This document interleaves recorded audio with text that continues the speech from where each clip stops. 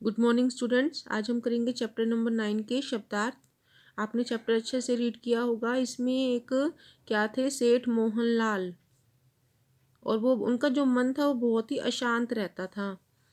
तो हम अब उसके शब्दार्थ पढ़ेंगे। सुविधा, सुविधा मीन्स होती है सरलता, फैसिलिटी, जैसे जहाँ भी आप जाए आपको सरलता मिले, फैसिलिटी मिले। जैसे जो मोहनलाल थे वो अपने गांव वालों को, सभी को सुविधा देते थे, हर चीज़ की सुविधा, खाने की, पीने की।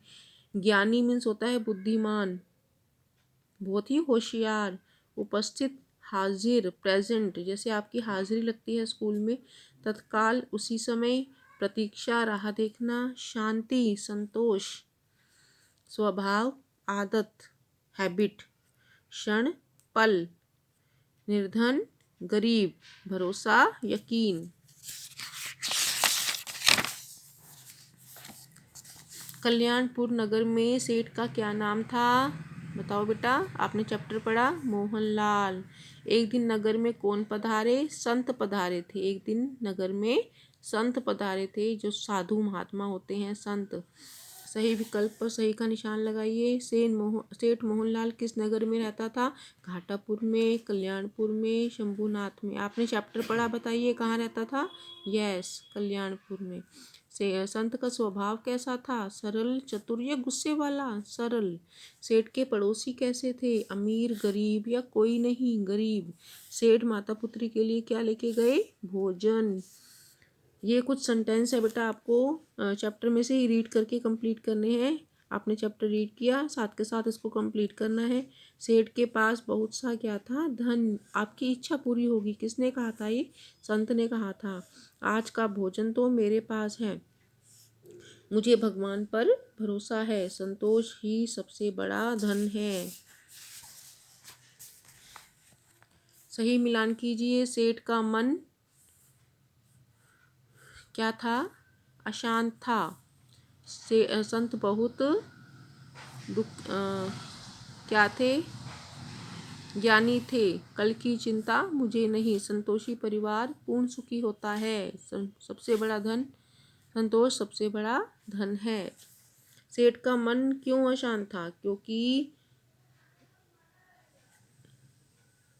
सेठ का मन क्यों अशांत था? क्योंकि उसके मन में संतोष नहीं था। सॉरी, ये आपका आंसर जो है रॉन्ग लिखा हुआ है।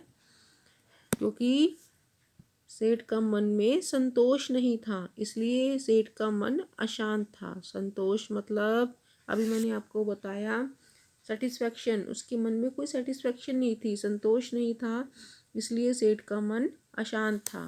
सेठ संत की कौन सी बात सुनकर खुश हुए? सेठ संत जी का आशीर्वाद सुनकर खुश हुए, जो संत जी ने उनको आशीर्वाद दिया था। सेठ के पड़ोस में कौन रहता था? सेठ के पड़ोस में गरीब परिवार रहता था। सेठ किसकी बात सुनकर खड़े के खड़े रह गए? सेठ जो माँ और बेटी बातें कर रहे थे, जो जिनको वो भोजन देने गए थे, तो उसकी माँ की बात को सुनकर खड़े के खड़े रह गए। क्या बात करी थी उन्होंने? कि हम तो बहुत गरीब हैं, पर हमारे अंदर बहुत ही संतोष था। लेकिन वो बहुत अमीर था संत, और उसके मन में कोई संतोष नहीं था। अब हम वाक्य बनाओ करेंगे। व्याकरण बोध।